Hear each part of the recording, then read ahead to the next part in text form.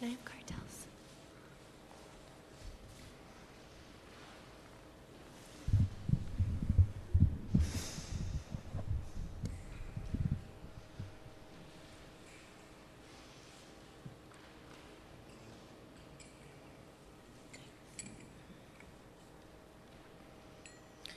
Jaya Radha Madhava Jaya Kunja Vihari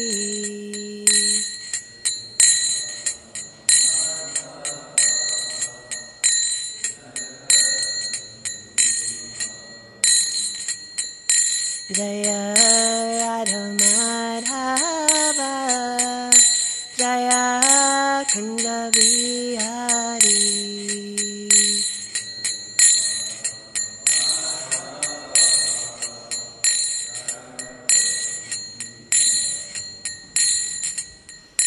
Jaya Gopi Vallabha Jaya Girivardhari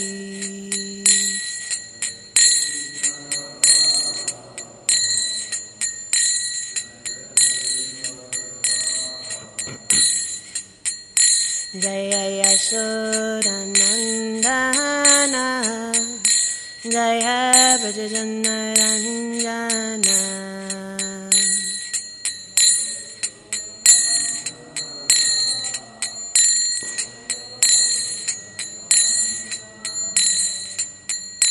Jaya Yamuna Tiravanachari Jaya Kunjavihari Jaya Yamuna Tiravanachari Jaya Kunjavihari Jaya Radha Madhava Jaya Kunjavihari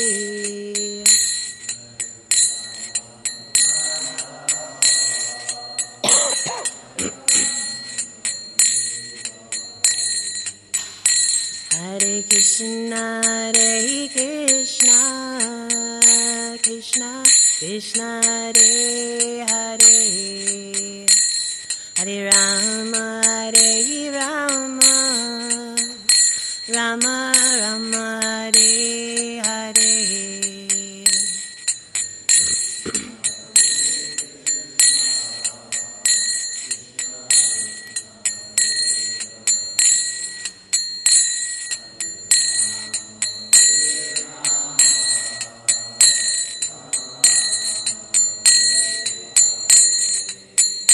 Hare Krishna, Krishna Krishna, Hare Hare, Hare Rama, Rama Rama, Hare Hare.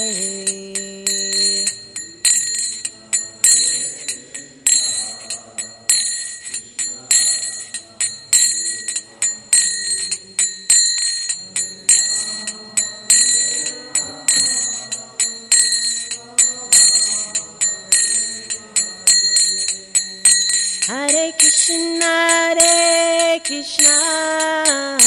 Krishna Krishna, Hare Hare, Hare Rama, Rama Rama, Hare Hare.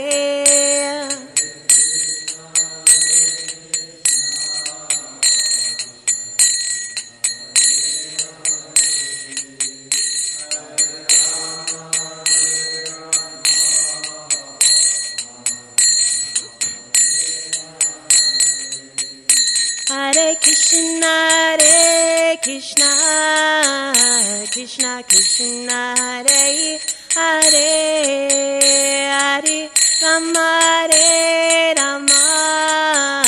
Rama Rama, Hare Hare.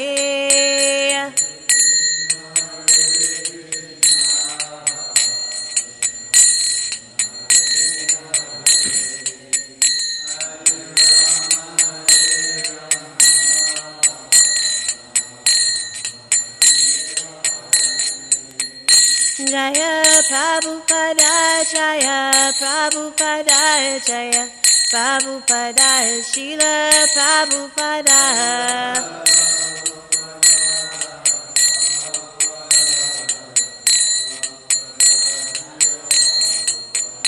Jaya Prabhupada Jaya, Prabhupada Jaya, Prabhupada Srila Prabhupada.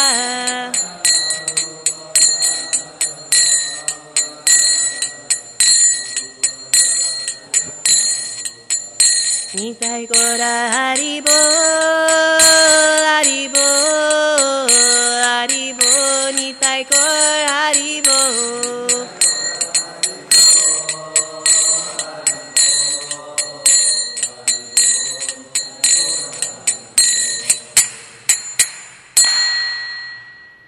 Jayam Vishnupad Paramahamsa Parivagacharya Satya Shishimad, His Divine Grace, A.C. Bhaktivedanta Swami Srila Prabhupada Ki. Jayam Vishnupad Paramahamsa Parivagacharya Satya Shishimad, His Divine Grace, Bhaktisiddhanta Saraswati Goswami Maharaj Ki. Grantaraj Srimad Bhagavatam Ki. All glories to the assembled devotees. All glories to the assembled devotees. All glories to the assembled devotees. All glories, all glories, all glories to the lotus feet of Shri Guru, all glories Shri Guranga, all glories Srila Prabhupada. Namo Vishnupadaya Krishna Pastaya Bhutale Srimati Prabhupada Swami Iti Namani Namo Vishnupadaya Krishna Pastaya Bhutale Srimati Bhaktivedanta Swami Iti Namani Namaste Saraswati Devi Gauravani Pujani Vishesha Srinivadi Vashtadadeshta. Om Namo Bhagavate Vasudevaya.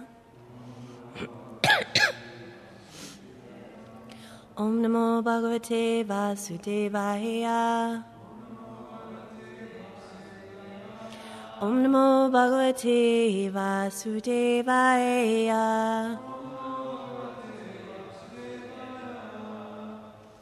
So we're reading from Srimad Bhagavatam, Canto 4, Chapter 29, entitled Talks Between Narada and King Prachinibhadi, and we're on text 76 and 77. And we're going to repeat text 76. Yatachina jalukeyam napayatyapayati cha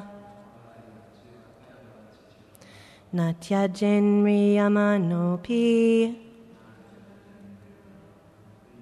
prakdeha binatim janaha. Itachina jalukeyam napayatyapayati cha natyajenriyamanopi pragdeha bimatim janaha. Itachina jalukeyam napayatyapayati cha nachajanriyamanopi pragdeha bimatim janaha.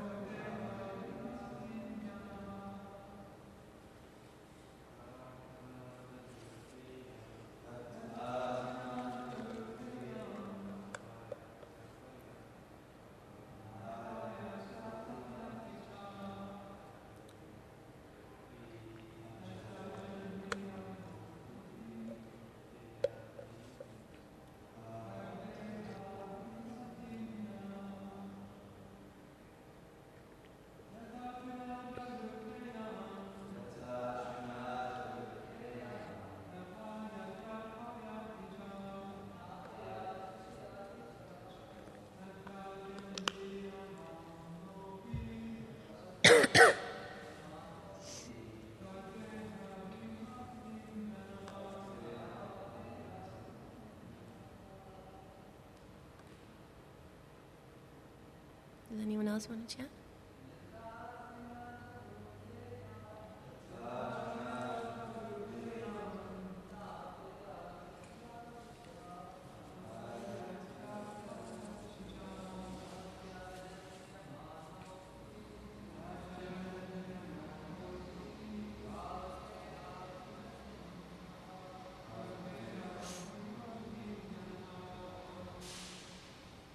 Anybody else? Okay, so text 77. Yavadanyam na vindeta vyavadhanena karmanam mana eva manushyandra bhutanam bhavabhavanam. Word for word. Yata, as, trinajaluka, caterpillar, iyam, this, na apayati, does not go, apayati, goes, cha, also, na, not, chajet, gives up, mriyama, naha, at the point of death, api, even, prak, former, deha, with the body, abhimatim, identification, janaha, a person, yavat, as long as, or so long as, anyam, another, na, not, vindeta, obtains, vyavadhanena, by the termination, karmanam, of fruitive activities, manaha, the mind, eva, certainly, manushya indra, O ruler of men, bhutanam, of all living entities, bhava, of material existence, bhavanam, the cause. Translation and purport by His Divine Grace, A.C. Bhaktivedanta Swami, Srila Prabhupada Ki Jai. Translation. The caterpillar transports itself from one leaf to another by capturing one leaf before giving up the other. Similarly, according to his previous work, the living entity must capture another body before giving up the same one he has. This is because the mind is the reservoir of all kinds of desires. Purport. A living entity, too much absorbed in material activity, becomes very much attracted to the material body. Even at the point of death, he thinks of his present body and the relatives connected to it. Thus, he remains fully absorbed in the bodily conception of life, so much so that even at the point of death, he abhors leaving his present body. Sometimes it is found that a person on the verge of death remains in a coma for many days before giving up the body. This is common among so-called leaders and politicians who think that without their presence, the entire country and all society will be in chaos. This is called Maya. Political leaders do not like to leave their political posts, and they either have to be shot by an enemy or obliged to leave by the arrival of death. By superior arrangement, a living entity is offered another body, but because of his attraction to the present body, he does not like to transfer himself to another body. Thus, he is forced to accept another body by the laws of nature. Prakrite kriyamanani gunai karmani sarvashaha ahankara vimud atma kartaham iti manyate. The bewildered spirit soul, under the influence of the three modes of material nature, thinks himself the doer of activities that are in actuality carried out by nature. Bhagavad-Gita 3:27. Material nature is very strong, and the material modes force one to accept another body. This force is visible when the living entity transmigrates from a superior body to an inferior one. One who acts like a dog or hog in the present body will certainly be forced to accept the body of a dog or hog in the next life. A person may be enjoying the body of a prime minister or a president. But when he understands that he will be forced to accept the body of a dog or hog, he chooses not to leave the present body. Therefore, he lies in a coma many days before death. This has been experienced by many politicians at the time of death. The conclusion is that the next body is already determined by superior control. The living entity immediately gives up the present body and enters another. Sometimes in the present body, the living entity feels that many of his desires and imaginations are not fulfilled. Those who are overly attracted to their life situation are forced to remain in a ghostly body and are not allowed to accept another gross body. Even in the body of a ghost, they create disturbances for neighbors and relatives. The mind is the prime cause of such a situation. According to one's mind, different types of bodies are generated, and one is forced to accept them. As confirmed in Bhagavad-Gita 8.6, Yam yam vapi smaranam bhavam tyajat yante kalevaram tam tam evaiti kunteya sadatad bhava bhavitaha. Whatever state of being one remembers when he quits his body, that state he will attain without fail. Within one's body and mind, one can think as either a dog or a god, and the next life is offered to him accordingly. This is explained in Bhagavad-Gita 13.22. Purusha prakritisto hi bhungte prakrijan gunan karanam guna sangosya sarasadyoni janmasu. The living entity in material nature thus follows the ways of life, enjoying the three modes of nature. This is due to his association with that material nature. Thus, he meets with good and evil among various species. The living entity may transmigrate to either a superior or inferior body, according to his association with the modes of material nature. If he associates with the mode of ignorance, he gets the body of an animal or an inferior man. But if he associates with the mode of goodness or passion, he gets a body accordingly. This is also confirmed in Bhagavad-Gita 14.18. Urdvam gachanti sattvasta madhye tishtanti rajasaha jaghanya guna vrittista adho gachanti tamasaha. Those situated in the mode of goodness gradually go upward to the higher planets. Those in the mode of passion live on the earthly planets, and those in the mode of ignorance go down to the hellish worlds. The root cause of one's association is the mind. This great Krishna consciousness movement is the greatest boon to human society because it is teaching everyone to think always of Krishna by executing devotional service. In this way, at the end of life, one may be transferred to the association of Krishna. This is technically called the Nitya Leela Pravishta, entering into planet Goloka Vrindavan. Bhagavad-Gita 18.55 explains, Bhaktyamam abhijanati yavanyaschasmi tatvataha tatomam tatvato gyatva vishate taranantaram. One can understand the Supreme Personality as he is only by devotional service. And when one is in full consciousness of the Supreme Lord, by such devotion, he can enter into the kingdom of God. After the mind is completely absorbed in Krishna consciousness, one can enter the planet known as Goloka Vrindavan. To enter the association of the Supreme Personality of Godhead, one has to understand Krishna. The process of understanding Krishna is devotional service. After understanding Krishna as he is, one can become eligible to enter Krishna Loka and associate with him. The mind is the cause of such an exalted position. The mind can also get one a body like those of dogs and hogs. To absorb the mind always in Krishna consciousness is therefore the greatest perfection of human life. I'll read the translation once more. The caterpillar transports itself from one leaf to another by capturing one leaf before giving up the other. Similarly, according to his previous work, the living entity must capture another body before giving up the one he has. This is because the mind is the reservoir of all kinds of desires.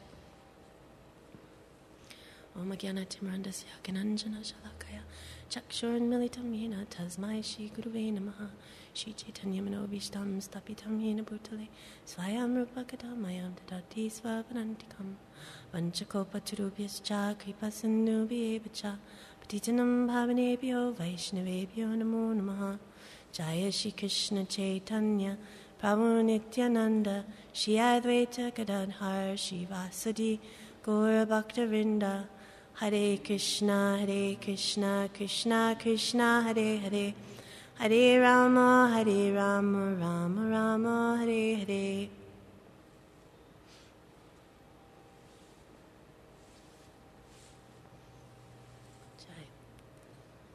So when I first read this translation, the first thing that came to my mind actually was this song that I used to listen to when I was maybe 16 or 17 when I first came here to the temple. It's a song by this devotee named Mangalananda Prabhu, and he sings about a caterpillar who changes his body from a caterpillar to a butterfly. And the whole song is about a caterpillar and a butterfly and how we change our bodies similarly and how the goal is to surrender to Krishna. It's a really funny song. It's from like the 1970s, so it's got a lot of trumpets and horns, and it's nice, from the Bhagavad-Gita. That's the first thing that came to my mind. So anyway, in Srila Prabhupada's purport here, he says, according to one's mind, different types of bodies are generated, and one is forced to accept them. And he quotes Bhagavad-Gita 8:6, Yam yam vapi smaranam bhavam tyajatyante kalevram tam tam evaiti kunteya sadatad bhava bhavitaha. Whatever state of being one remembers when he quits his body, O son of Kunti, that state he will attain without fail. So what determines what one remembers at the time of death? Because we're reading about how we transmigrate from one body to another, and this is all based on our mind, what kind of body we accept. So what actually determines where our mind goes at the time of death? So what I was thinking of as far as how powerful the mind is, if you think back to the last time you watched a movie, it's kind of a mundane example, but think back to the last time you watched a movie. And then after that movie was over, how often was it that your mind would get some flashback of some scene from that movie? Without even having to try, it would just come. And I was thinking that even today, things from movies that I saw when I was 10, 11, 12, 13, 14 years old, even from when I was 5, scenes from movies still pop into my head. They do, just without my even trying. Little scenes from Sesame Street even, when I was a small child. It's actually very scary. So those impressions are there in the mind, the impressions that we, things that we've seen over so many years, and of course also so many lifetimes. And so whatever we feed our mind, actually, whatever we put into our mind, this is what our mind grows into at the time of death. So has anyone ever seen advertisements for vegetables or for like vegetarianism? Sometimes they have these advertisements of like broccoli with, it has a face, and they say, you are what you eat. And so it shows basically like if you eat a lot of broccoli and carrots, your body is like a broccoli or a carrot, meaning it's healthy. That's kind of the idea that they're trying to promote. So it's like that with the mind. It's like if we feed the body certain foods, the body is healthy, like broccoli, carrots, things like that, spinach. If we feed the body a bunch of garbage, potato chips, soda pop, the body becomes garbage. It's like it's not healthy. So you are what you eat, and similarly you are what you think. Whatever you feed into the mind is basically what our mind will grow into at the time of death. These are the conceptions that will come up at the time of death. These are the images and the thoughts and also the attachments that will come out at the time of death and also beforehand, whatever we put into our mind. So the more we indulge our mind in something, actually, the more we think about something or act on something, then the more we become attached to it. It's a fact. The more we will become attached. We may think that a thought is harmless, like let me just contemplate the senses a little bit, some little material sense gratification. But this is not harmless. It's actually very, very, very dangerous, because what will happen is, as we indulge our mind in certain things, we will become attached. And Bhagavad-Gita 2:62 and 63, we're actually hearing what happens when we contemplate the objects of the senses. It's described very, very clearly what happens when we contemplate the objects of the senses. In Bhagavad-Gita it says, while contemplating the objects of the senses, a person develops attachment for them, right? So first comes attachment. So first you think something. I really want to enjoy a piece of chocolate cake. It's kind of a little thing, but so if you just start thinking about that, we might think that that's a harmless thought. Just from that thought, attachment will come. It's guaranteed in Bhagavad-Gita, it says so. It's not just me that's saying that, it's Bhagavad-Gita.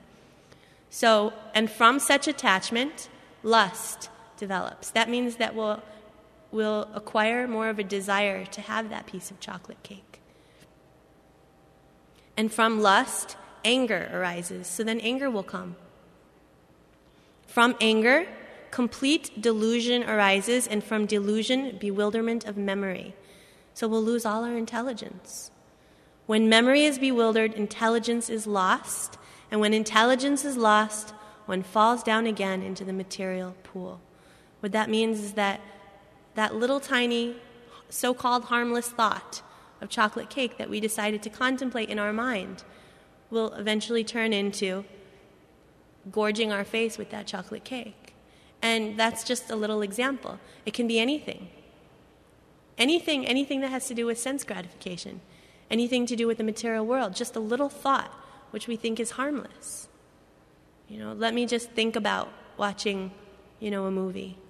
I'm not going to do it, but let me just think about it just for a few minutes. Because anyway, I need to have some thoughts about it. Or, let me just think about, wouldn't it just be nice to go out to, this pizza restaurant? Oh, I remember how the pizza there used to taste so good. And we don't really get pizza here very often. Oh, I remember the flavors. Or, I remember what it was like to take some intoxication. I'm not going to take any intoxication. But, gosh, I remember when I took intoxication and I felt like this. And, so these are just little thoughts. And we think that they're harmless. But we're actually hearing in Bhagavad-Gita that they're not harmless. They're actually very, very, very, very, very dangerous. Thus, it's essential that we have control over the mind. So the situation that we're in currently is a very dangerous situation. Sometimes it's easy to forget that because if we're living in the temple, for example, it's like, kind of an easy sort of opulent lifestyle, actually. We have all the prasadam we want. We have a place to sleep. We have clothes to wear. We have nice friends, nice association, a beautiful temple building that we live in. I mean, what more could you ask for a person who wants to be Krishna conscious? It's like, it's perfect. So we can easily forget how dangerous of a situation that we are actually in. And for those of us who don't live in the temple, we can also forget because we may have a nice house that we live in, a nice family, right? Nice car, nice job, and we have our Krishna consciousness. We have our congregation that we spend time with, our Bhakti Vriksha programs. We gather together once a week at least, and we discuss Krishna Katha with our family every evening. So we think life is perfect, life is really good. Maybe there's a little suffering here and there, but life is really good. And so actually it's very easy for us to forget that the society, the world that we live in, the situation that we are currently in is very, very dangerous. Just picture flashing red lights and yellow tape that says danger, danger, danger, danger. That's all around us because that's the situation that we're in. That's reality. And the reason is because of society, what society fills our mind with. Actually, everywhere you look, there's visions of sense gratification, specifically sex. That's what's put into our mind. And it's gross and it's subtle. But the idea is enjoy sex life. And it's there for small children, and it's there for grown-ups. It's there for teenagers.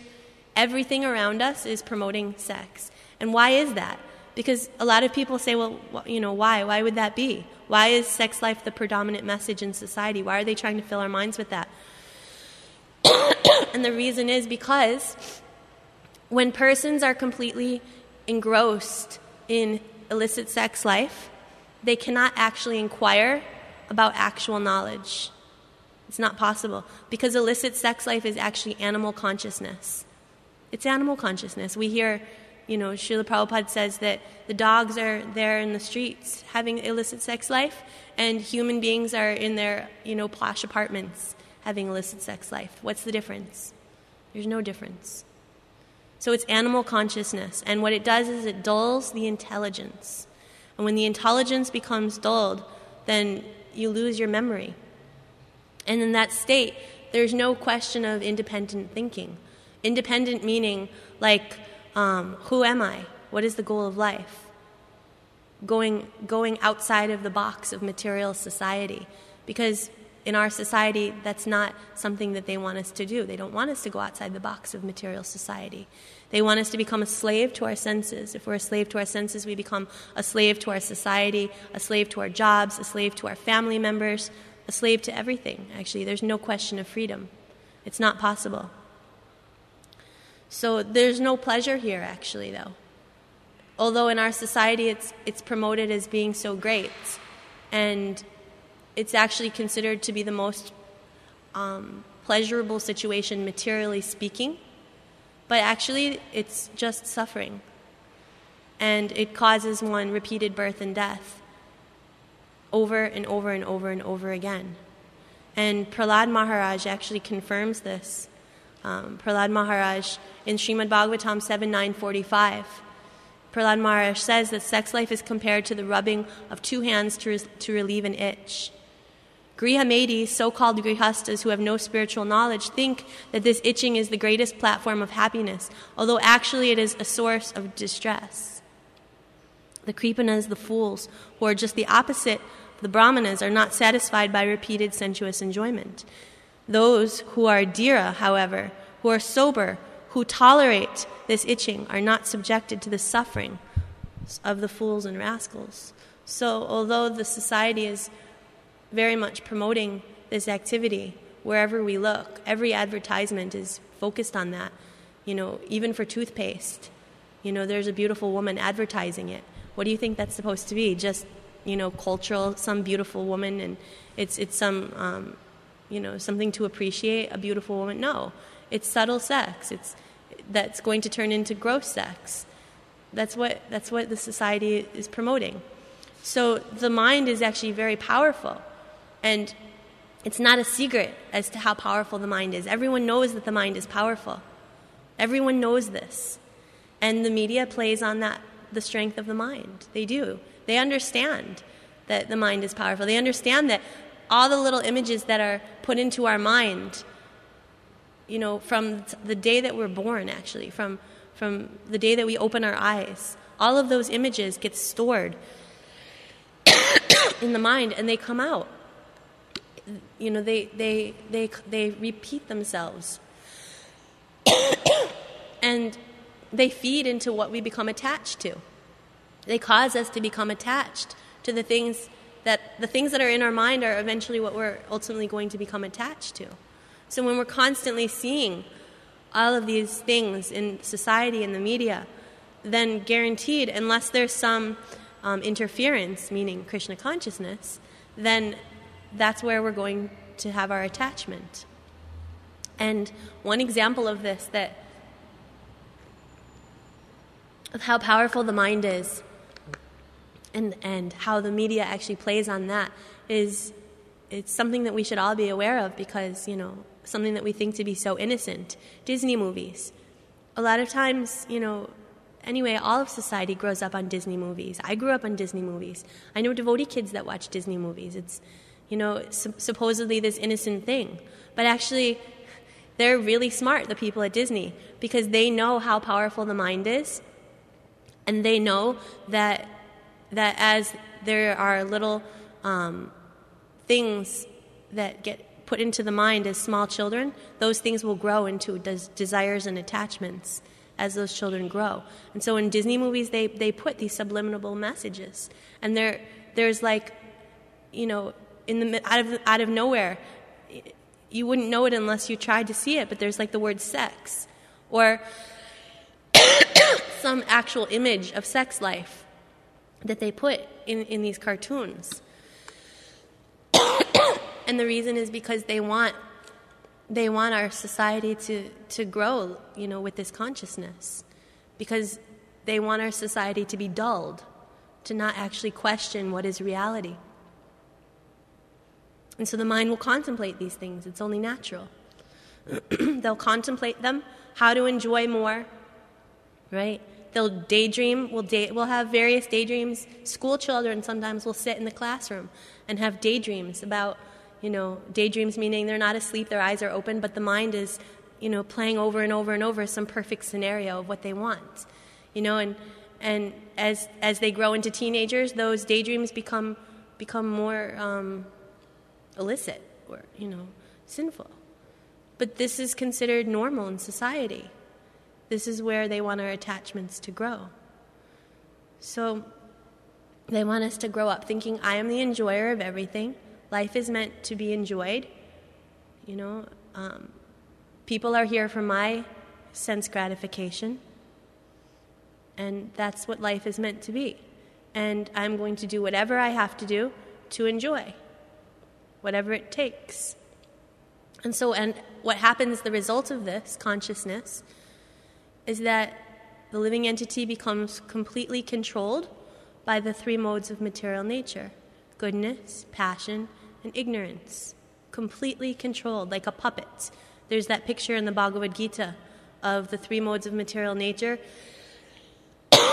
with the strings, and the living entity is there like a puppet. There's no freedom with this consciousness. So this is actually why there's so many different varieties of living entities in the material world, because there's the three modes of nature and people are subjected to them and under their control in a variety of ways. And so as we're hearing, wherever one's mind is at the time of death, that will determine the type of body that they take in their next life.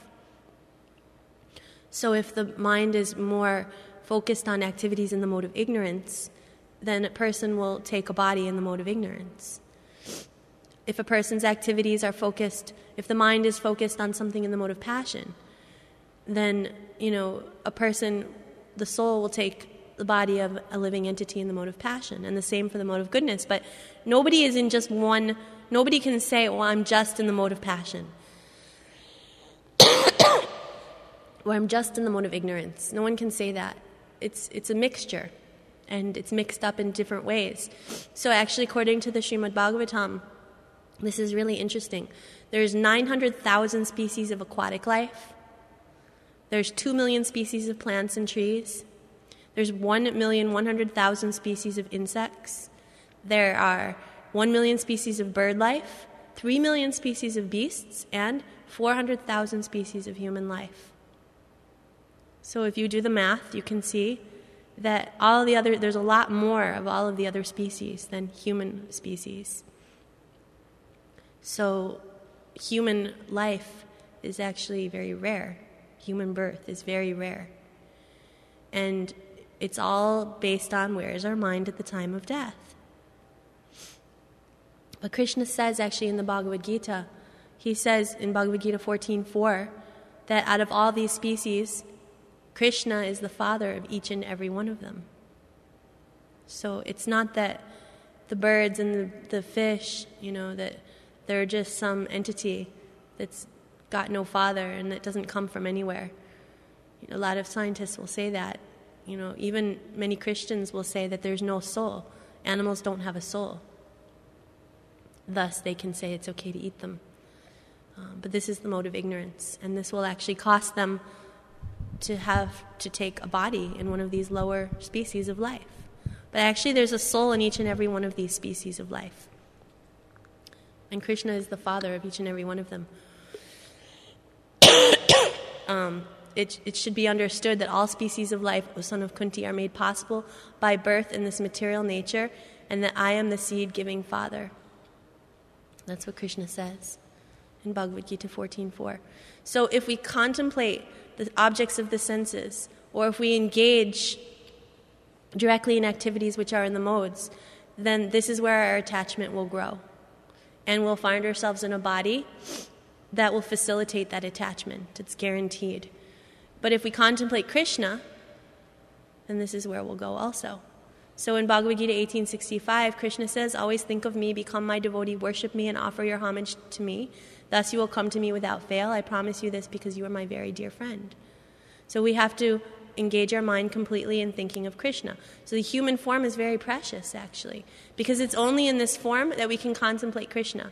Animals, plants, insects, all these different lower life forms, they cannot contemplate their relationship with Krishna. They cannot do it. You cannot sit down with a lion and talk about Krishna Katha. Maybe Lord Chaitanya Mahaprabhu can in the Jharkhand forest, but we can't do that. Animals in the material world cannot. They don't have that ability. Their intelligence is very much dulled due to their ignorant activities. So we have to be careful. We have to engage our senses, of course, because we're hearing so much how if we engage our senses in the mode of ignorance, mode of passion, mode of goodness, we get these bodies accordingly. But we have to engage our senses. It's natural. They have to be engaged. If they're not engaged in the transcendental loving service of the Lord, then actually what happens is that they'll seek engagement in service of materialism. So we have to engage our senses. It's not that we can just not do anything and think that by that act of not doing anything we'll become purified. It doesn't work that way. So we have to engage our senses in serving Krishna. And the natural state of the living entity is also to be in a loving relationship with Krishna. But most people have forgotten that, and so they try to exhibit that tendency to love with all of materialism. So it's natural that we engage our senses, and it's natural that we love, but the focus should be Krishna. And this is where the human form of life is beneficial. Because it's in this form that we can contemplate how to use our senses in Krishna's service. And it's in this form where we can ask questions like, who am I? What is the goal of life? To whom should I direct my love? A dog just naturally directs his love to his master. Doesn't have to contemplate anything. We can contemplate. Can we direct our love to society, or should we direct our love to Krishna and his devotees? So in the purport, Srila Prabhupada says this great Krishna consciousness movement, it is the greatest boon to human society because it is teaching everyone to think always of Krishna by executing devotional service. In this way, at the end of life, one may be transferred to the association of Krishna. So it is through the process of devotional service that we can become completely attached to Krishna. We can make our mind completely focused on Krishna, on serving Krishna, thoughts of Krishna. How can I, in what way can I make Krishna happy? And we understand that to make Krishna happy, what that means is making Krishna's devotees happy. And so that means serve the devotees. Engage the senses in service to the devotees. And that can mean a lot of things. But ultimately what it means is to find out, well, it means a few things. It means hearing from the devotees, first of all. Hearing very submissively from devotees and applying what we hear to our lives. This is one way we serve the devotees. It means revealing our mind in confidence to the devotees. It means working on all of the anartas that have built up in our heart for hundreds and hundreds of lifetimes, thousands of lifetimes, working on those anartas. Because if we have all of these tons and tons and tons of anartas, how are we going to be proper instruments for the devotees? How will we be able to properly serve the devotees? We'll be like broken tools. If you want to fix some door or something, if you use a hammer that's broken, you're not going to get very far. Or if you use a saw that's broken, you're not going to get very far. But so we're like, with all the anartas that we have, we're like broken tools. So we have to fix those anartas so that way we can become proper instruments in the hands of the Lord, in the hands of his devotees, so that we can be utilized properly. So part of that, what that means is hearing attentively. It means revealing the mind in confidence to the devotees of the Lord. Working on all of the things that we need to work on so that we can not be broken. And so also satisfying Krishna's devotees means finding out what it is that's very, very dear to the heart of those devotees and serving them in that manner. Find out what it is that's very dear to them And for Srila Prabhupada, what was very dear to his heart was the instructions of his spiritual master to spread this Krishna consciousness all over the world. That was what was very dear to his heart. And so he took all of these people that he met here in the West, and he engaged their senses, and he engaged their minds in activity which will propagate that desire of his to spread Krishna consciousness all over the world. And so they found what was very dear to his heart, and they served him in that capacity. They utilized their minds, they utilized their senses in that service. And so that's what it means really to please Krishna and to please Krishna's devotees. So we should focus on that. And a lot of times people will say, well, what can I do? Well, we can all do something, regardless of what our situation is. Whether we live in the temple, whether we live outside of the temple, we can always do something. Whether it be to send your children to help, or to, on weekends, come together and figure out ways to spread Krishna consciousness. You know, there's so many things we can do as devotees. So I'm going to stop there because it's getting late. It's 8:20, and we'll see if there's any questions or comments. Dr. Matt.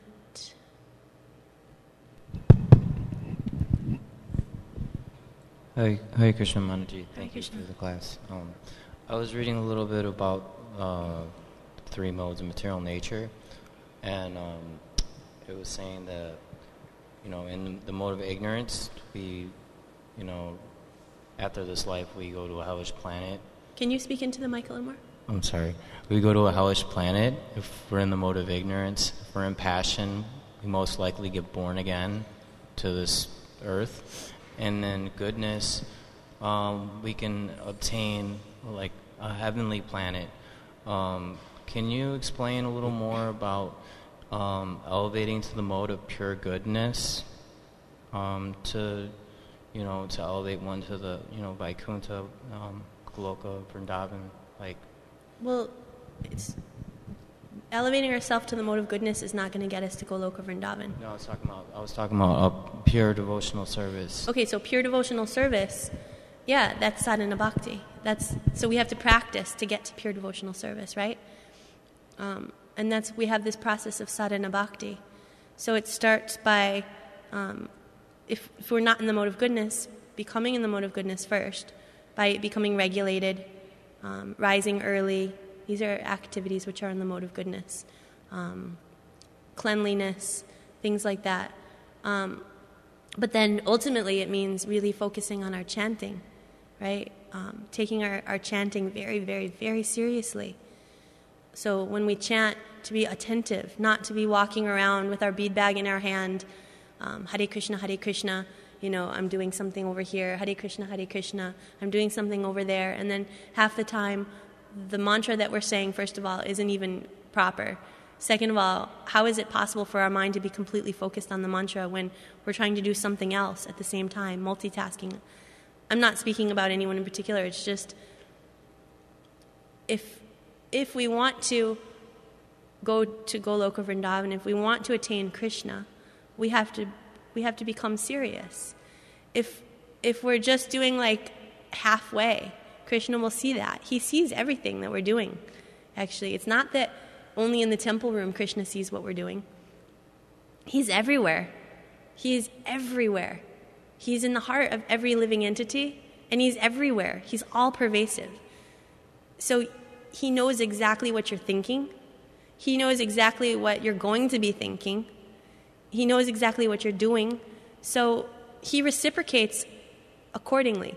So when we put in effort, Krishna reciprocates. If the effort we're putting in is just that much, then, we can expect that Krishna will maybe reciprocate that much. So if we're not chanting attentively, if we're not even trying, we're just trying to finish our rounds and at the same time get stuff done. It's going to become more difficult for us.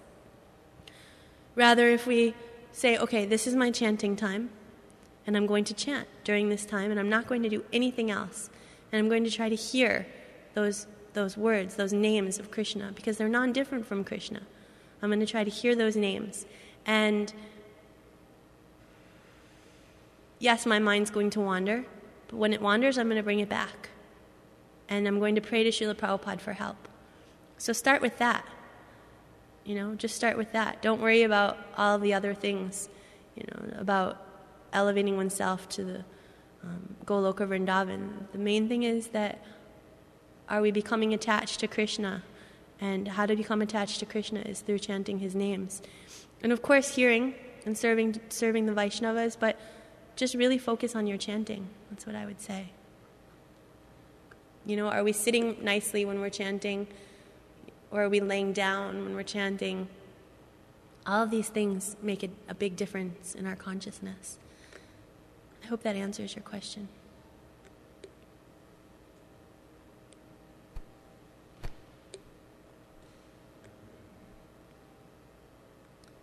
Hare Krishna Mataji. Hare Krishna Prabhu. Thank you for class.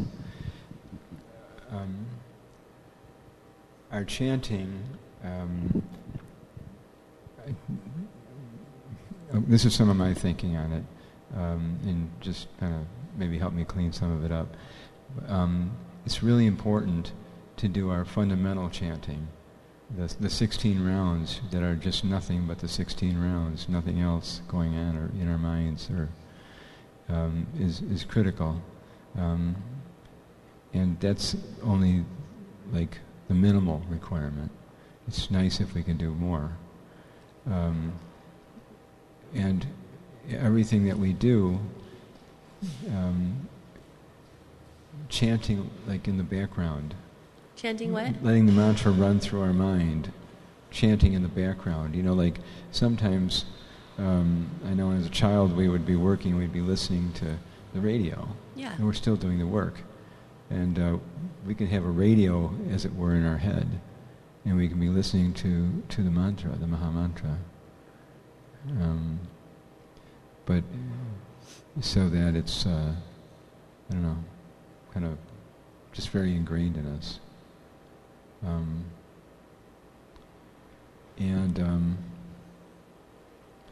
I was reflecting on the mantra for myself. What is it that I'm doing? Why are there my anarthas, and why do I do the things that I do sometimes? And I know it has to do with the purity of my chanting. So it's like I'm always trying to figure out, why aren't I not chanting more purely? Why is my chanting weak? So I was thinking of surrender, and I know it sounds stupid, but I'm a stupid person, and that exactly what surrender means. I've been trying to think about that, and what does it mean to surrender? And so I was thinking that in my chanting,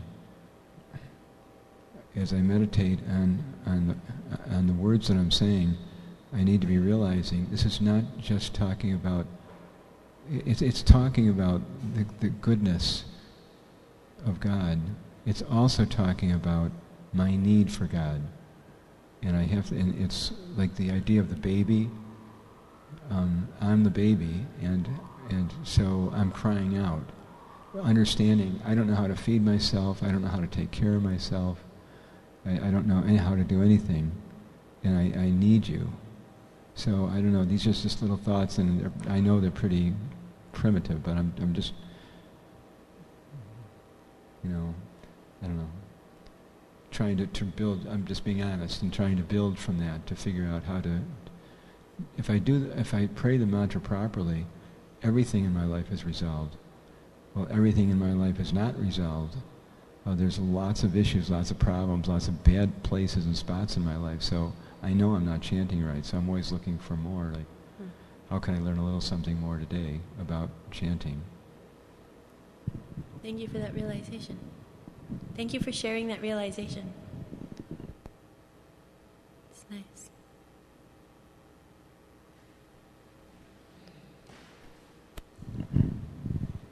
Hare Krishna. Hare Krishna. One comment. on following up on Glenn Prabhu's comment, if that's okay, on the topic of chanting properly. So, the studying Prabhupada's books, we do that in order to develop proper conceptions, starting with this Sambandha Gyan, the knowledge of our relationship with Krishna. So then we're able to see our lives and everything that's going on in the proper perspective. And then when we're chanting, we start to develop a proper conception of our position as eternal servant and Krishna's position as God and the devotee's position as our peers in devotional service and also our superiors, meaning we should be serving them also. So like that, it's important that the studying is not neglected, because without that study, then we can never develop proper conception. So, I think it was Chandramoli Swami was giving this. Anyway, I can't even go into that. I was going to give a different little thing from Chandramoli Swami. It was basically just emphasizing this very, very, very, very important relationship between the study of scripture and our chanting Hare Krishna. That you cannot have one without the other, because you will not succeed. You'll not succeed. You need both. At least that's my understanding. Maybe other people will say other things. That's possible. But yeah, we need both. At least we need both, because we have so many misconceptions. So those misconceptions need to be cleared by hearing and study. Maybe you could share something else. No, that's a nice statement, actually. It's, yeah, because if we're not hearing and we're just chanting, we won't know how to chant, first of all. And we'll be chanting with a lot of misconceptions, true. So our chanting will become offensive. So in order to understand how to chant properly, we have to hear. Hearing and chanting go hand in hand.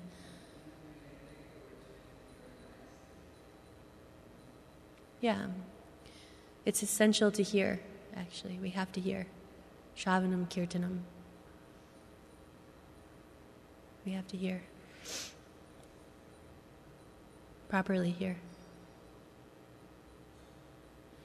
Does anyone else have any comments or questions? Okay. So we'll end there. Thank you very much for tolerating this Bhagavatam class. Srimad Bhagavatam ki jai. Sri Bhaktivedanta Swami Srila Prabhupada ki jai.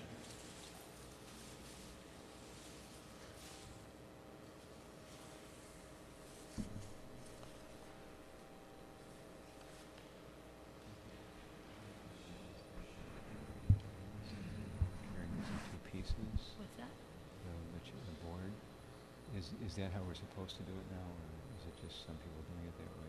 I really don't know. Okay, I didn't know if it was better for people who like if it's separated or together. Okay. I doubt it makes a difference if you can carry it together otherwise.